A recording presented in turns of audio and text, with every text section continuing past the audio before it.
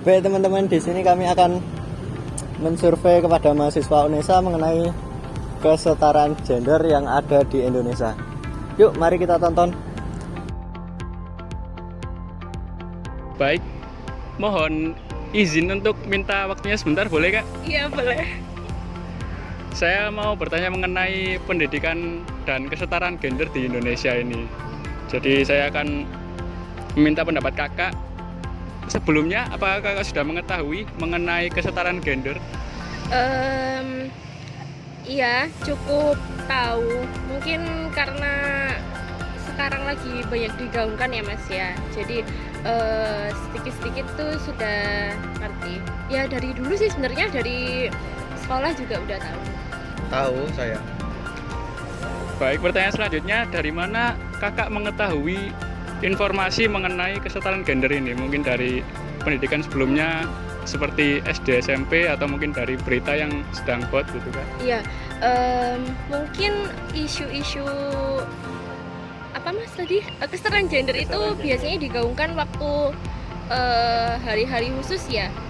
Misalkan waktu Hari Kartini atau Hari Perempuan gitu kan, biasanya banyak info-info atau media-media yang mengangkat tema mengenai kesetaraan gender gitu. Untuk hari-hari biasa sih mungkin kalau misalkan ya Mas ya, misalkan ada berita pemilihan atau apa, terus calonnya perempuan, itu kan baru kadang orang-orang itu masih underestimate sama pemimpin perempuan, terus biasanya diangkat lagi isu kesetaraan gender kayak gitu. Ya dari internet banyak, terus juga saya sekarang kan ikut pendidikan Pancasila yang dimana di situ juga diajarkan tentang gender. Jadi untuk pengetahuan gender saya juga sudah mendapatkan di kampus. Baik, pertanyaan selanjutnya, menurut Kakak apakah pendidikan mengenai kesetaraan gender di Indonesia ini sudah diajarkan dengan baik? Untuk pendidikan formal di sekolah ya, kayaknya belum ada ya Mas ya. Kalau sependek pengetahuan saya nggak ada apa mata pelajaran khusus atau apa gitu. Tapi mungkin biasanya waktu guru menerangkan di kelas mata pelajaran misal PKN gitu ya, itu mungkin ada kayak gitu. Sama mungkin ya itu waktu hari-hari khusus itu kan biasanya misal Hari Kartini itu baru misal waktu upacara atau apa itu kan pembinanya itu pidato. Nah itu mungkin ilmunya dari pidato itu, jadi kan masih menyangkut mengenai kesetaraan gender itu ya. Ada beberapa hal yang mungkin kurang implementasinya, yaitu ada beberapa hal kayak pergaulan segala macam. Itu kan terkadang orang-orang itu melihat pergaulan itu harus sesuai gender kan, circle-circlean di dalam kampus kan itu kan biasa. Jadi perempuan circle-nya sama perempuan, yang laki-laki juga circle-nya sama laki-laki gitu. Jadi kurang bisa berbaur antara laki-laki dan perempuan. Jadi implementasi di kampus, khususnya di dalam pergaulan kampus, itu kurang sih menurut saya. Baik, untuk pertanyaan selanjutnya, menurut pandangan Kakak apakah kesetaraan gender ini penerapannya itu sudah dilakukan dengan baik? Mungkin untuk di kota-kota besar sudah ya Mas ya, tapi di beberapa wilayah yang lain itu mungkin masih menganggap itu tadi estimate sama misal keberadaan wanita di tempat-tempat tertentu, misalkan kayak wanita masih dianggap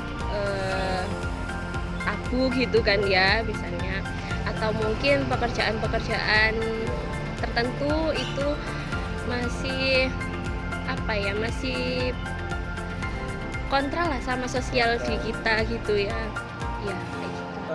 Masih belum ya, karena khususnya kalau kita melihat kesetaraan gender antara perempuan dan laki-laki di dunia tenaga kerja itu masih kurang. Dan masih ada anggapan di masyarakat bahwa perempuan itu kerjanya hanya di rumah saja, jadi ibu rumah tangga, sedangkan yang laki-laki itu harus bekerja di kantor, harus menjadi pengusaha dan segala macam.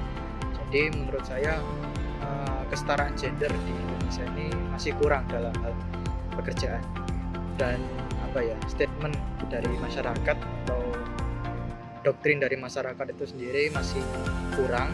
Karena kan ya itu tadi yang saya sampaikan, bahwa perempuan itu harus ada di rumah, perempuan itu harus menjadi ibu rumah tangga, sedangkan yang laki-laki harus berada di luar.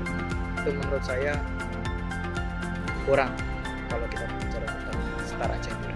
Baik, untuk selanjutnya apakah saudara memiliki saran mengenai pendidikan dan penerapan kesetaraan gender di Indonesia ini?